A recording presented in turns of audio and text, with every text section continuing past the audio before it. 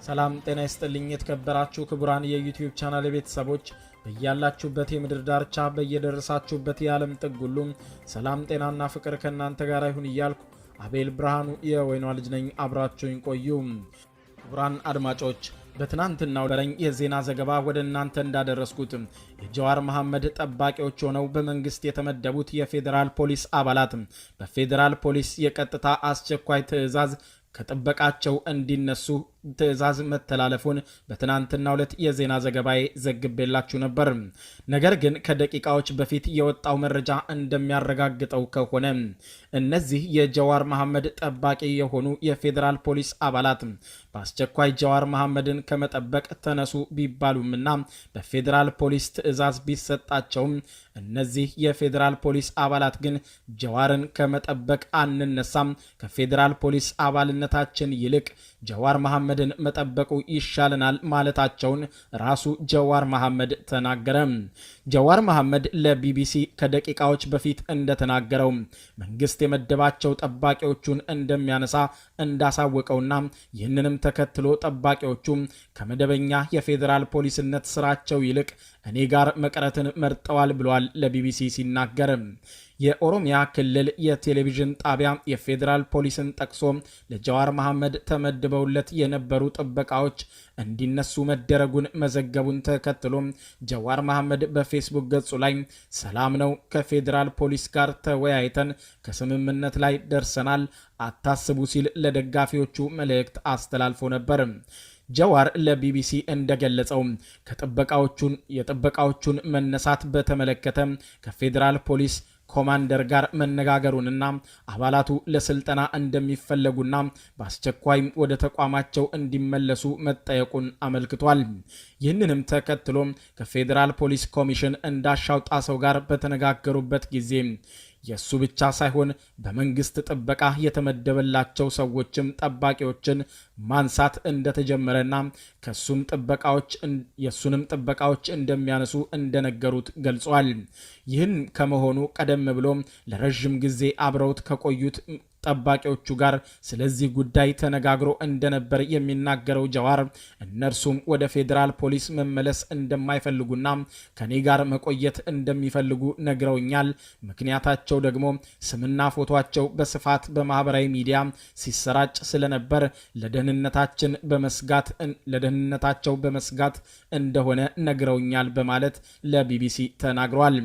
ይህንንም የጠባቂዎቹንም ውሳኔ ለፌዴራል ፖሊስ ኮሚሽነሩ እንደተነገራቸውና ኮሚሽነሩም የጠባቂዎቹ ፍላጎት ይህ ከሆነ የፖሊስ አባልነታቸውን በመተው ሊሆን እንደሚገባ ተነጋግረው በእጃቸው ላይ የነበረውን የጦር መሳሪያና የመንግስት ንብረትም መልሰው ከኔ ጋር ቀርተዋል ሲል ጀዋር ተናግሯል።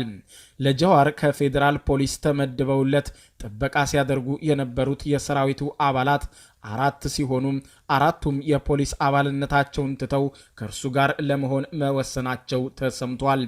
የፌዴራል ፖሊስ ቀደም ሲል በተለያዩ ታዋቂ ፖለቲከኞች መድቧቸው የነበሩትን ጥበቆች የማንሳት እርምጃ እየወሰደ መሆኑን እንደተገለጸለት የሚናገረው ጀዋር የኔን ያንሱ ችግር የለውም፣ ብዙ ህዝብ ያለኝ ሰው ነኝ፣ እርምጃው ግን ትክክል አይመስለኝም ይላል ለቢቢሲ ሲናገር።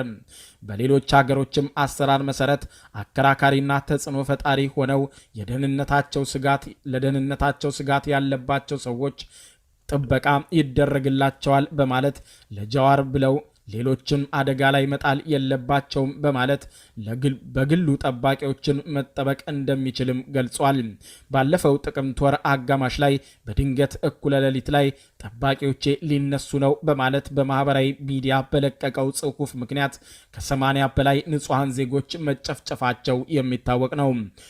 ይህ ክስተት ከተከናወነ በኋላ በተለያዩ ሚዲያዎች የቀረበው ጀዋር መሐመድ ይህ የመግደል ሙከራ ነው፣ በዚያ ሌሊት ሊያደርጉ ያሰቡት የነበረው ነገር የኔን ጥበቆች በማንሳት እኔንም ለመግደል ነበረ ያሰቡት ሲል ጀዋር መሐመድ ቢቢሲን ጨምሮ ለተለያዩ ዓለም አቀፍና የሀገር ውስጥ ሚዲያዎች መናገሩ የሚዘነጋ አይደለም። ኢትዮጵያ ፖለቲካ ውስጥ ከ20 ዓመታት በላይ ሲሳተፍ እንደቆየ የሚናገረው ጀዋር ተጽዕኖ የመፍጠር አቅምን እንደገነባ ይናገራል። እኔ በተለያዩ ዓለም ሀገራትም ፖለቲካን ተምሬና ብዙ ጽሑፍ ጽፌ ወጣቶችንም አሰልጥኜ የዚህ ለውጥ ዋና ቀያሽ ሆኜ ስሰራ ነበር ይላል ሲናገር። ዕውቀቴንና ጉልበቴን ለዚህች ሀገር ለግሼ መንግስት ሳይናድ ሀገርም ሳይፈርስ ለውጥ እንዲመጣ ረዳው። ይህም ታዋቂና ተጽዕኖ ፈጣሪ እንደሆን ረድቶኛል ይላል ሲናገር። ከፍተኛ ተጽዕኖ እንዳለው ሰው ስልጣን አካፍሉኝ ማለት እችል ነበረ። እኔ ግን አልፈለኩም። እንደ ግለሰብ በደሎችን ሳይ ግፎችን ሳይ እናገራለሁ፣ እጽፋለሁ። ለዚህች ሀገር በጎን እንጂ መጥፎ አላደረኩም ሲል ለቢቢሲ ተናግሯል።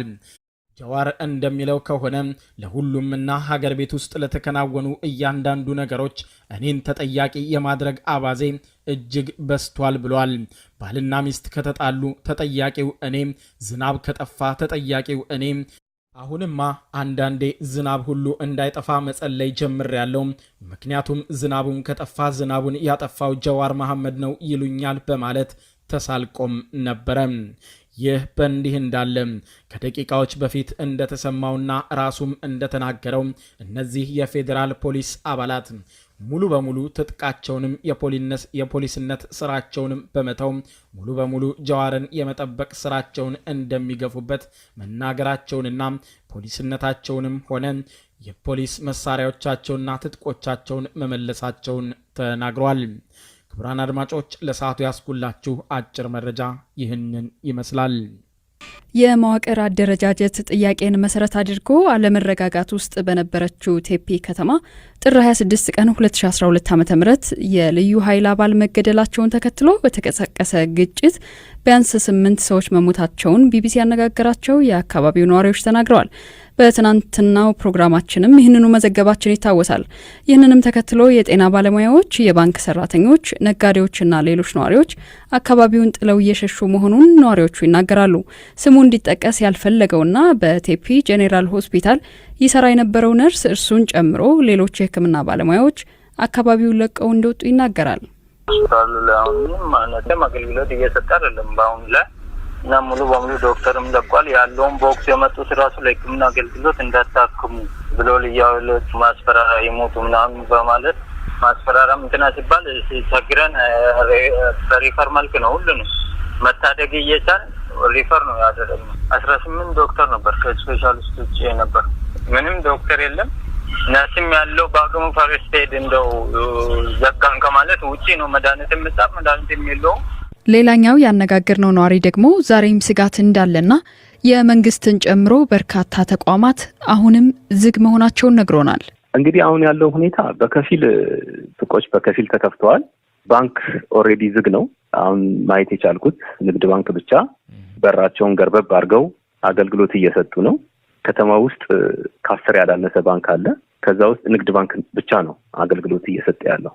ሌሎቹ ፈርተዋል። ምክንያቱም የመንግስት መስሪያ ቤትም ዝግ ነው። የመንግስት መስሪያ ቤት ባልተከፈተበት ሁኔታ ዋስትናም የላቸውም ማለት ነው። እና አሁን ያለበት ሁኔታ ይሄን ይመስላል። ከተማይቱ ጥሩ ከተማ ነች። ማደግ የምትችል ካሽክሮፕ ኤሪያ ነች። ደቡብ ምዕራብ ላይ ኢትዮጵያ ውስጥ ከፍተኛ የቡና ምርት ከሚመረትባቸው አካባቢዎች ውስጥ አንዷ ነች። ያ ሆኖ ግን ብዙ ችግር አለ ቴፒ ከተማ ላይ እና አሁን እኛ የምንፈልገው ከተማይቱ ወደ ቀድሞ ሰላሟ ተመልሳ የህዝቡም ጥያቄ ተመልሶ፣ ምክንያቱም በየጊዜው አሁን አለባብሰው ቢያልፉ ነገም ይሄ ነገር ስለሚያገርሽና ስለሚፈጠር የቆየ የህዝብ ጥያቄ ስላለ ያ ጥያቄ ተመልሶ ህዝቡን በሰላም የሚኖርበት ሁኔታ ቢፈጠር ነው። የደቡብ ክልል የጸጥታ አስተዳደር ምክትል ቢሮ ኃላፊ አቶ አንድነት አሸናፊ እስካሁን 68 ተጠርጣሪዎች በቁጥጥር ስር ውለው የተወሰኑት ከሀገር ሽማግሌዎች ጋር ውይይት በማድረግ እርቅ ፈጽመው መለቀቃቸውን፣ የተቀሩት ደግሞ ጉዳያቸው በህግ እየታየ መሆኑን ለፋና ተናግረዋል። በቅዱስ ጳውሎስ ሆስፒታል በመካንነት ሕክምና ሲከታተሉ የነበሩ ጥንዶች ኢንትሮቪትሮ ፈርቲላይዜሽን በተሰኘ ሳይንሳዊ መንገድ አማካኝነት ልጅ ወልደው መሳም ችለዋል። እስካሁንም አገልግሎቱን ለማግኘት ከ60 ሺህ በላይ ወላጆች መመዝገባቸውን በሆስፒታሉ የኮሚኒኬሽን ዳይሬክተር የሆኑት አቶ ንዋይ ጸጋይ ለቢቢሲ ገልጸዋል። ለመሆኑ ይህ አገልግሎት መሰጠት የተጀመረው መቼ ነው? ልክ የተመረቀው ሚያዝያ 2011 በክብርት ፕሬዚዳንቷ ተመረቀ። ከዛ በኋላ አገልግሎቱን በይፋ ጀመረ። ከዛ ወዲህ እየሰራ ነው ማለት ነው። በማን ነው ሕክምና የሚሰጠው? በውጭ ሐኪሞች ነው ወይስ ሀገር ውስጥ ባሉ ሐኪሞች ነው? በማን ነው ሕክምናው የሚሰጠው? ምንም የውጭ ሀገር ሐኪም የለም። በሙሉ ኢትዮጵያውያን ናቸው። የቅዱስ ጳውሎስ ሚሊኒየም ሕክምና ኮሌጅ ሀገር ሄዶ ያስተማራቸው፣ በሀገር ውስጥ ያስተማራቸው እነዚሁ ነበር። ይህን ለማድረግ አስቀድመው ብዙ ተሰርቶ ነበር። የማህፀን ሕክምና ሐኪሙ በዚያ ደግሞ ሰብ ስፔሻሊቲ ትሬኒንግ ደግሞ በፈርቲሊቲ ላይ ደግሞ ስልጠና የወሰደ ደግሞ አለ። ሁሉም ሰብ ስፔሻሊስቶች ናቸው። ትምህርት አግኝተው ሰልጥነው በሀገር ውስጥ በውጭ ሀገር ሰልጥነው የመጡ ናቸው። ልጅ መውለድ ያልቻሉ ለረጅም ጊዜ ልጅ ለማግኘት የተለያዩ ጥረቶችን ሲያደርጉ የቆዩ ወላጆች በምን መልኩ ነው የተመዘገቡት? ሆስፒታሉ ማስታወቂያ አውጥቶ ነው? እንዴት ነው? ብዙ ጊዜ ለተለያየ ሕክምና ይመጣሉ እናቶች። ኬዛቸው ይታያል። ሐኪሞቹ ያያቸውና ዌይቲንግ ሊስት ውስጥ ያስገባቸዋል። ሁለተኛ ደግሞ በይፋ ከተጀመረ በኋላ ብዙ ህዝብ መጣ፣ እንደ ጎርፍ በቃ ብዙ ህዝብ እንመዝገባለን። በሳይንሳዊ መንገድ ልጅ የማግኘት ጉዳይ ባደጉት ሀገራት እየተለመደ መጥቷል። እኛ ሀገር ግን አዲስ ነው እና ባህሉም አለ፣ የሃይማኖቱም ሁኔታ አለ። ችግሩ ቢኖርም እንደው ገፍቶ ወደዚህ ውሳኔ ላይ ለመሻገር ሰዎች ይቸገራሉ ብዬ አስባለሁኝና ስሜታቸው እንዴት ነው? የወላጆቹ ፍላጎታቸውስ እንዴት ነው? ያው እንደሚታወቀው አንቺ አሁን ለምሳሌ አንድ ሰው ባለትዳር ሲሆን አባትም እናትም የልጅም አባት እናት ይጠቁታልና በኢትዮጵያ ውስጥ ትልቅ ቦታ አለው የልጅ ነገር እና ብዙ ሰዎች በጋብቻ ውስጥ የግዴታ ልጅ ማፍራት እንዳለባቸው የኢትዮጵያ ህብረተሰብም ቤተሰብም ይጎተጉታል እና ልጅ ይጠበቃል እና ያን ልጅ ሳያገኙ ሲቀሩ ብዙዎቹ ይሳቀቃሉ፣ ትዳር ይፈርሳል፣ ብዙዎቹ አለመግባባት ይፈጠራል። ያን ሁሉ አልፈው ነው ብዙዎቹ አሁን እኛ ጋር የነበሩ ልጆች 16 ዓመት 17 ዓመት 15 ዓመት ትንሹ 4 ዓመት በትዳር ቆይተው ልጅ ያገኙ ናቸው። ትልቁ ደግሞ 18 ዓመት ካለ ልጅ ቆይተው ልጅ ያገኙ ናቸው። ምንም ልጅ የሌላቸው ናቸው። ከዚህ በፊት በተፈጥሯዊ መንገድ ልጅ ያላገኙ ናቸው። እስካሁን እኛ እነዚህ ልጅ የወለዱት በአብዛኞቹ ምንም ልጅ የሌላቸው ናቸው። 18 ዓመት የቆየችው 4 ዓመት የቆየችው በጋብቻ ውስጥ ልጅ ያላገኙ ናቸው። እስኪ በቅርቡ የልጅ ወላጆች የሆኑ ቤተሰቦችን እኛ እነሱን ማግኘት ስላልቻልን እንደው ስሜታቸው ምን ይመስል ነበር? ህፃኖቹስ እንዴት ነበሩ? አሁን ለምሳሌ 18 ዓመት 4 ዓመት ሁሉም እናቶች ወልዱ በቃ ያለቅሳሉ። የማይለቅሱት በደስታ ነው እና ብዙ ዓመት ልጅ አልወለዱም። በጋብቻ መሀል ልጅ አላዩም። ልጅ ሲናፍቁ ነበር። ልጅ ለማየት በየጠበሉ በዱዓ በባህል መድኃኒት በምናምን ሲሄዱ ነበር። አባት ደግሞ ህብረተሰቡ ደግሞ ልጅ የላትም ብሎ ሲባል ነበር። ይህን ሁሉ አልፈው ልጅ ሲያገኙ ልጅ ሲያቅፉ በጣም ትልቅ የደስታ ስሜት ሊቆጣጠሩት የማይችሉት የደስታ ስሜት ነው ፊታቸው ላይ የሚነበረው። የእነሱ ደስታ ቃላትም ምንም በቀላል ላስረዳሽ አልችልም። ትልቅ ደስታ ነው። ልጆቹስ እንዴት ነው የጤንነት ሁኔታቸው? ልዩነት አለው? እንዴት ነው? ልጆቹ ከተወለዱ ጀምሮ የህፃናት ሐኪሞች ይከታተላቸዋል ከተወለዱ በኋላ። እስካሁን በህፃናቶቹ ላይ ፍጹም ጤንነት ነው። ምንም የሆኑ ነገር የለም። ምንም ችግር አልገጠመም። ልጆቹ በጣም ጤነኞች ናቸው። የዚህ የሚመለከታቸው ባለሙያዎች ሐኪሞችን መስክረዋል። የመንታ ልጆች ወላጆች የሆኑ እንዳሉ ነግረውኝ ነበረ በቅርቡና እስኪ ስለሱ ይንገሩኝ። 3 ልጅ ነበረ የወለደችው አንዷ። ከዛ አንዱ በጣም የተጎዳ ስለሆነ ሞቷል። 2ቱ ግን በህይወት በጥሩ ሁኔታ አሉ። አገልግሎቱ መሰጠት ከጀመረ አንስቶ በዚህ አገልግሎት 7 ልጆች መወለዳቸውን፣ እስካሁን ከ60,000 በላይ ወላጆች መመዝገባቸውን፣ 1400 ወላጆች አገልግሎቱን ለማግኘት ብቁ ተብለው መለየታቸውን፣ 70ዎቹ ደግሞ በእርግዝና ላይ መሆናቸውን አቶ ነዋይ ገልጸውልናል።